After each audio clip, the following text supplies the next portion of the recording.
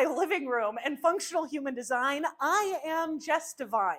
Today we're going to talk about the energy centers and how they work in your body, regardless of whether or not you are defined in your centers, because you have all of them.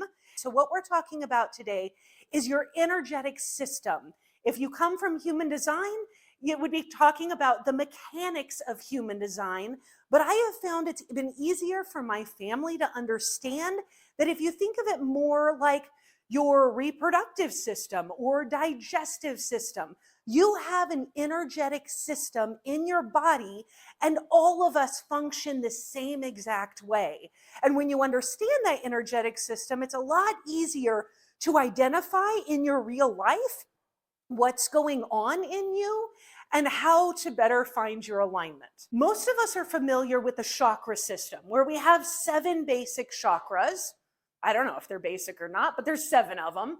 But we have 7 chakras, but human design has 9 centers. So what's the difference between the two? The basic understanding is your solar plexus splits into both a solar plexus and spleen, and then your heart center separates into both a G center and your heart center.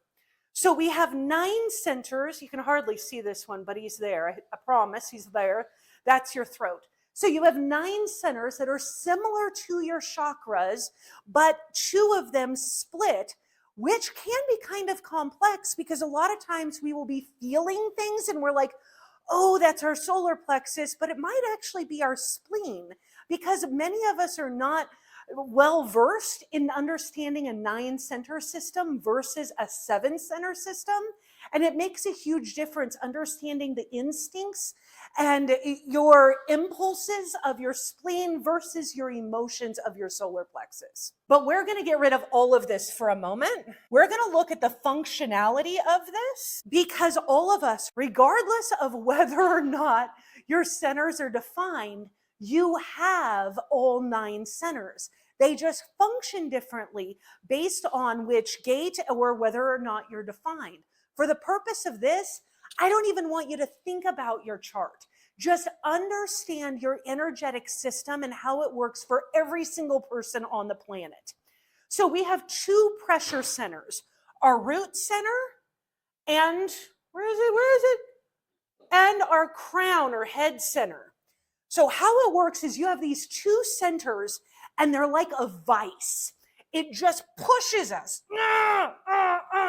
All this energy in the world is pushing us to think about all these things, all this brain on fire, thinking about things, overthinking, ruminating on things, and just worrying and stressed and thinking, or the complete opposite, no thought at all. And both are the shadow because of this pressure of all this information coming into our head. Learning how to work with our crown is a whole different thing, but just being able to identify that our head is a pressure center and you've got all this otherworldly and this worldly shit just pouring into you, which causes the other pressure, where it's our root, where we do all over ourselves, where we have to do more. And capitalism is a big thank you for this, where we have to do more in order to feel like the next thing is, we got to do it so we can do the next thing, so we can do the next thing. When we do this, then we can do this. When we do this. And there's so much pressure on all of us coming in from both sides. And we're just pressurized, every single person.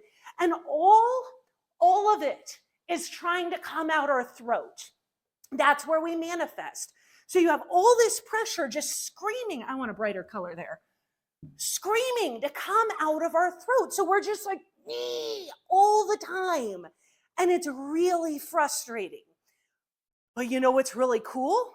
We have 3 awareness centers. We have our solar plexus, our spleen, and our Ajna. These 3 are the filters, because everything is being compressed in us. I'm sure that looks fun. We're being compressed for things to come out our throat.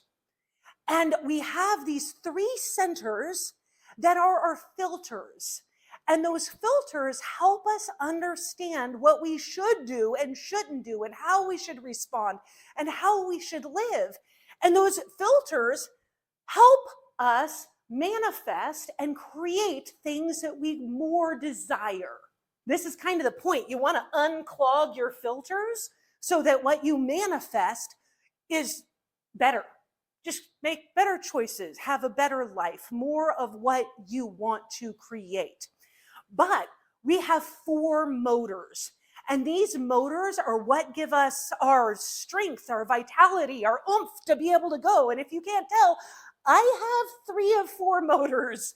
That means I have lots of oomph, but my root is undefined. So I don't always know what to do. Anyways, we have 4 motors, and all motors function differently. Our primary motor is our sacral. And if you have your sacral defined, you have the most energy of all people. And if you're like, oh, I have my sacral defined, but I'm burnt out, that's normal. I've been there too. Our motors don't necessarily define how we feel, because so many times we're living in our shadows, because we're exhausted, and capitalism is hard, and life is hard, and raising families are hard. And so it's easier to just understand the system that our sacral is the primary motor that gives us that fuel for life. But we also have the root as a motor. So I'm going to put that over it. We get it 2 colors, because the root is both a pressure center and a motor, because all of that pressure to do causes you to do things, which is what makes it a motor. It's what makes it function. It's what gives you the oomph to do things. So you have these are 2 motors so far. Your solar plexus, which is all of your emotions, is also a motor. Have you noticed sometimes your emotions come in waves? Sometimes you're able to emotionally get a whole lot done, and then other times you can't do anything but get out of bed. That's how your solar plexus motor works. It's up and down, up and down. Now your heart is also a motor. The heart is mostly about ego. It's mostly about money, resources for the tribe, for your community, for the people right around you. The heart is the center of your strength, your willpower. I'm going to get these things for me and my people. So the final component is your G center. This was once part of your heart, but now they have been separated, because the heart is about willpower. Your G center is about love, identity, and direction. The G center took me a little bit to figure out, partly because I only have 1 gate in my G center. People who do not have a defined G center are excellent actors and actresses, because we do not have a deep knowing of who we are. There's a searching and a longing for love, and a lack of direction. The people who I know, and my children who have defined G centers, they have much more of a sense of identity. They know more who they are. And both are beautiful. I have learned to love my undefined G center, because that's what has meant I've lived lots of different types of lives. I can chameleon, and I can do lots of different things, and it's truly a beautiful thing, both defined or undefined. In fact, all of our centers are absolutely stunning. It's just, how do they work for you? The most important thing is understanding how your energetic system works, because when you can see that there is this flow, this pressure to do things, and then you may or may not have energy. Now, I have 1 child who has all 4 motors defined. They have a ton of energy. They can go. Now, I have another child that has none of the motors defined, and they need a lot more rest. It doesn't matter so much the labels that we have as to how many motors we have. There are projectors that have 3 motors. They have way more energy than a projector with no motors.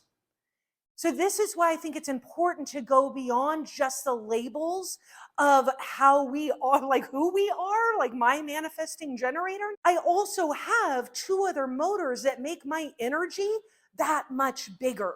So the biggest and first most important step in understanding your energetic system is being able to recognize that you live in a vice. You are constantly on fire and full of poo, just being compressed all the time by the world around us, by our conditioning to do more, to be more, to create more. And is that you? Is it who you truly are? Or is it this pressure that you're feeling from the world around you? And that's what makes human design so profound to me, is being able to have a blueprint of who you are. But then many times when we discover who we are, it feels so far off. It feels hard to obtain these gifts because we have so much conditioning, so much pain, so much hurt that has blocked us. And that's what makes functional human design more functional, is we work through the deconditioning process. We work through the healing that makes us to where we can go from our shadows into our gifts and find our alignment and do and be exactly who we were designed to be. So thank you. Come along for the journey. Oh, and join our school because it's a fun community and it's brand new.